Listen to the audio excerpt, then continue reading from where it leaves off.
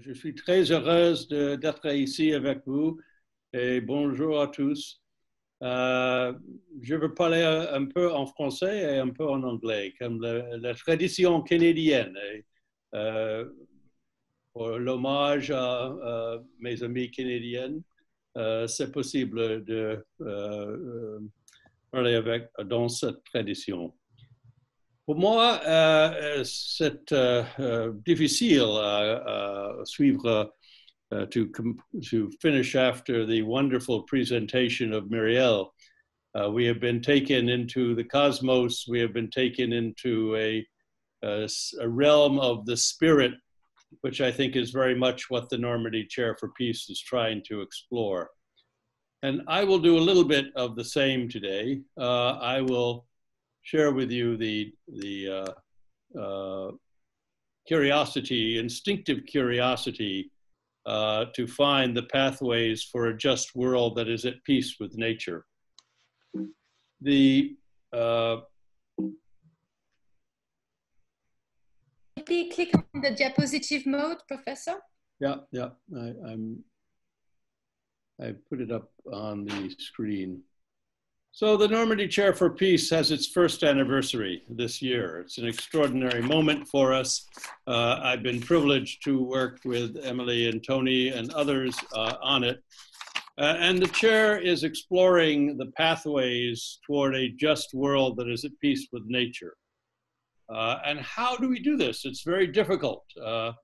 It's necessary to engage in the fundamental research about the ethics of this mission to find a pathway. We have to articulate rights, the rights of future generations, the rights of indigenous people. We have to find the legal indicators that can measure our progress. And I'm very happy to be working with my long friend, Michel Prière. Michel and I, when we were both students in the 1960s and 70s, began our work together on this journey.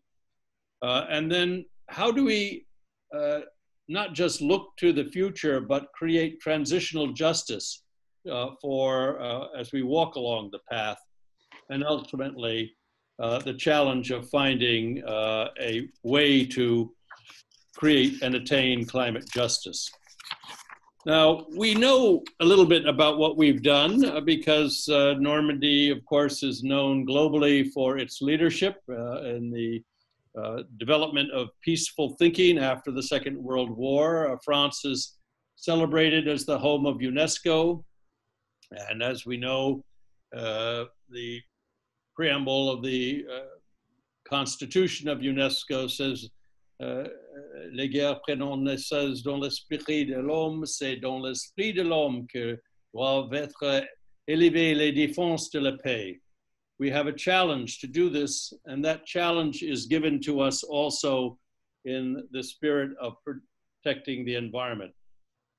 I give you the reference for the United Nations Global Environmental Outlook, GEO en anglais, the sixième. And this sixth Global Environmental Outlook deals with the question of what is the current crisis on the planet. And that crisis is in several characteristics. All of flora and fauna, tous les forêts et les faunes sont en crise biologique. This is a great tragedy today. Over half the world's ecosystems are damaged. Genetic diversity is in decline. We have a diminution in the numbers of each species. They are thinning so that approximately 60% of our creatures that we share the earth with are gone since the 1970s. And of course, this causes great disruption of habitats. When we disrupt the habitats for wild animals, we release the viruses and the bacteria that live peacefully with these animals. 75% of all the new diseases, human diseases, are caused by zoonosis. Zoonosis is a biological function in which animals share their diseases with humans. we animals all evolved and co-evolved together. So whether it's tuberculosis or HIV/AIDS or Ebola, we can share our diseases with each other.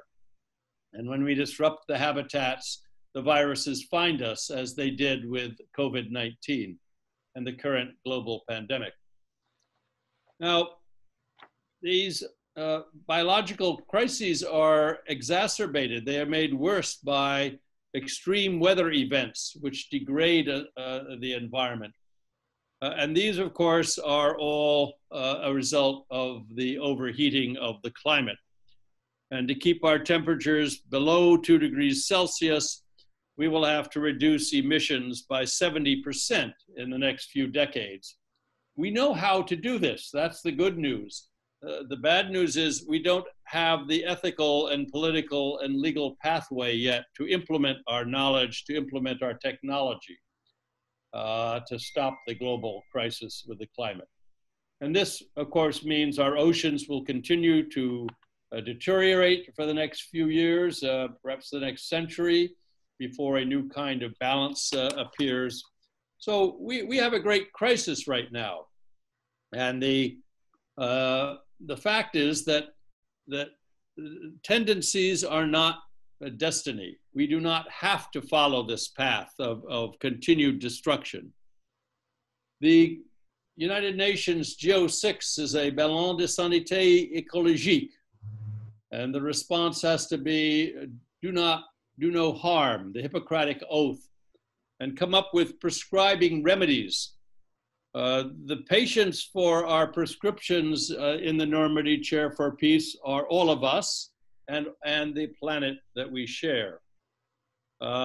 This crisis, the malady, not just the pandemic, COVID-19, but the ecological malady is spreading all over the earth.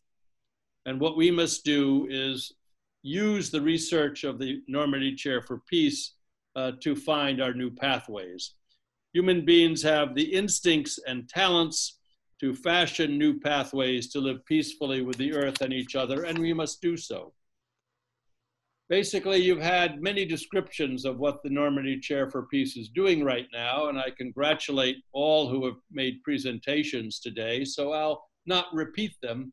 It's very exciting what is happening in the Normandy Chair for Peace, but I will take you back in time travel.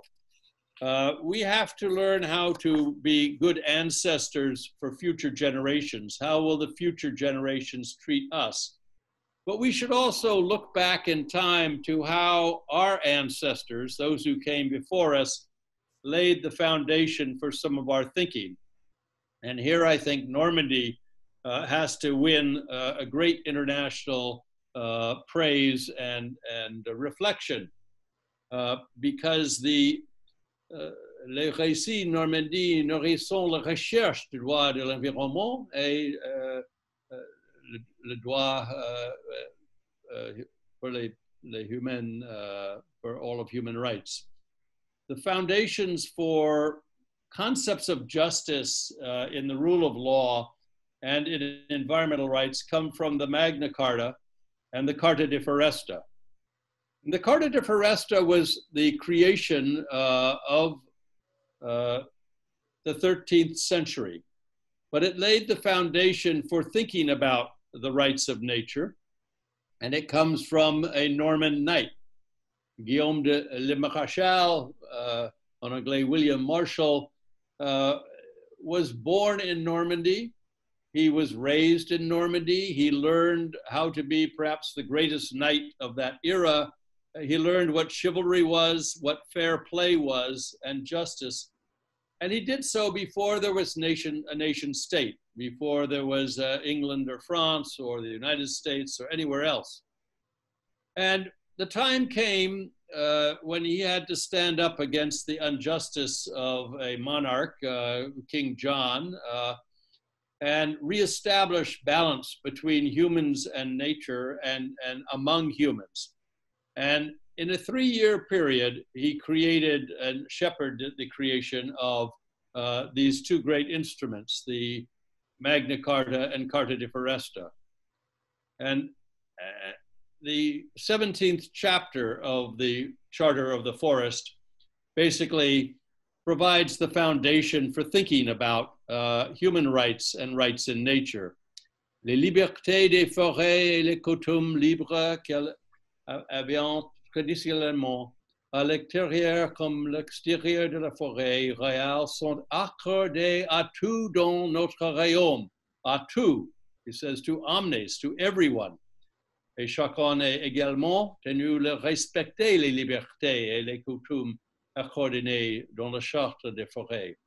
So people have the duty to respect the forest and the rights of those, the relative rights of those in the forest. The forest is the source of all of life in the 13th century, as it is today. And from this comes, from William Marshall and from the spirit of Normandy, comes the search for human rights and its evolution over time. It is out of the current crisis, the crise sanitaire, the crise climatique, and all of the biodiversity crises. We have no choice except to create more human rights. Just as we did after the Second World War, the current crisis of biocide on the planet will force us to develop and evolve into the next round of human rights. And the science of ecology is guiding the way.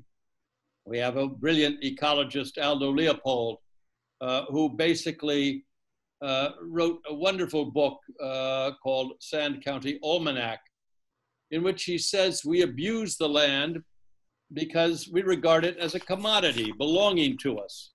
When we see the land as a community to which we belong, we may begin to use it with love and respect.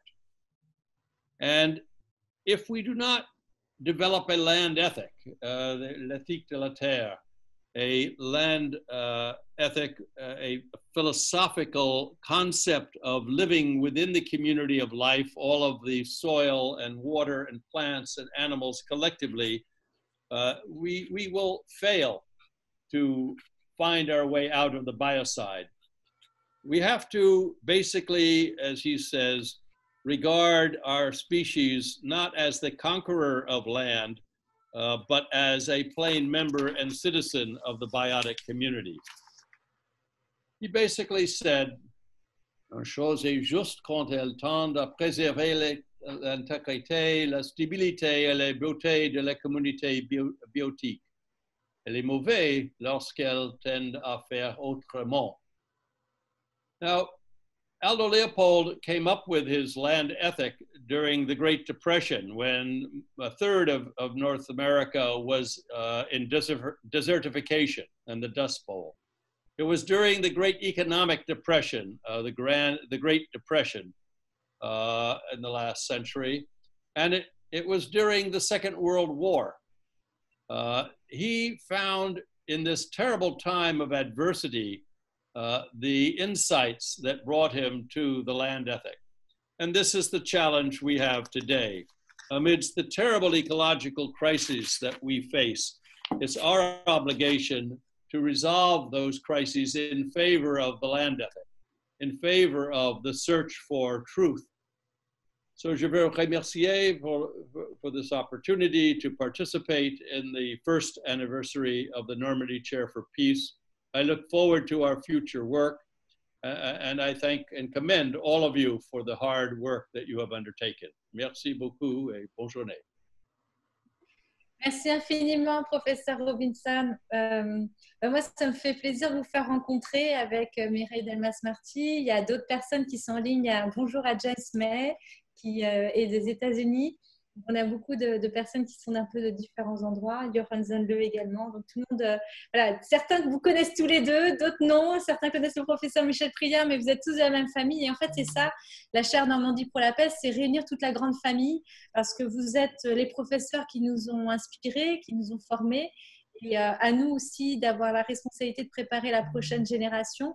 Alors, je sais que Mireille, vous teniez à avoir un temps d'échange avec le public. Malheureusement, c'est un peu compliqué par Zoom et je cours après le temps. Donc, est-ce que je vais pouvoir me permettre de passer directement à au troisième temps le troisième temps qui est le troisième temps de cet anniversaire qui est consacré aux annonces à venir. Donc, merci infiniment à tous les deux, encore une fois.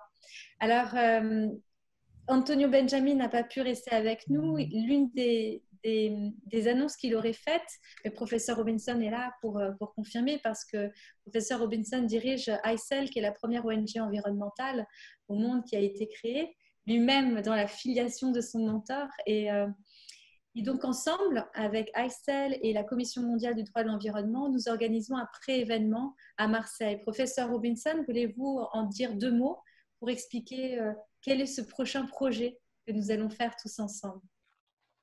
Merci encore. The International Council of Environmental Law, le Conseil international du droit de l'environnement, was established in 1969, before environmental law existed. And it's a network of scholars around the world. And I'm very happy that it wants to support the Normandy Chair for Peace in the same way that Antonio Benjamin, Justice Antonio Benjamin of the High Court of Brazil, has indicated that the IUCN World Commission on Environmental Law wishes to partner with and support the Normandy Chair for Peace. With the permission of the pandemic and our health, in January in Marseille, we will have a symposium sponsored by the Normandy Chair for Peace, the IUCN, l'Union internationale pour la conservation de la nature, and the Conseil international du droit de l'environnement. So these three organizations will bring scholars together to learn what has been the research of the Normandy Chair for Peace, to look at questions of global ethics, to look at what we must do to prevent the biodiversity and climate crises from their further degradation of all living systems on our planet. And this will be a very tangible expression of support for the research of the Chair for Peace. It's a very sad time for me to be with you, because in the United States right now, we have all these crises coming together along with a crisis of justice. We have demonstrations going on every day across America because of the killing of George Floyd, but not just him, the killing of African Americans in many cities in America. It is a plague. It is as bad as the pandemic. And finally, the pandemic has forced us to confront our human plague, our deficit in human rights, our violation of the human rights of our fellow citizens in the United States. I think 2020 is going to force us to make fundamental change. And if we can use the commitment of the people to make this change happen for the better for the environment, for the indigenous people who are also the victims in the United States of many centuries of unjust behavior.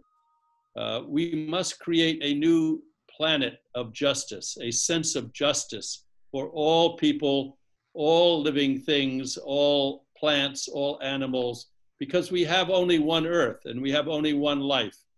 And if we've learned anything from Guillaume de Marechal and the search for justice that began in Normandy, it is that it is a continuous search. It never ends. It is something we must do every day and improve ourselves personally, but also improve our communities and our societies to attain. So this crisis right now is all the more reason for us to appreciate what Normandy has done, and the University at Cannes, and every one of you on this webinar to help create the Normandy Chair for Peace and widen our search for peace. We need that search everywhere in the world, but particularly right now in the country where I live. So I thank you all again. I wish good luck to the chair. I look forward to the second anniversary of the Normandy Chair for Peace a year from now. It will be very exciting. I know we will see great progress from what you've heard today, and all best wishes. Thank you.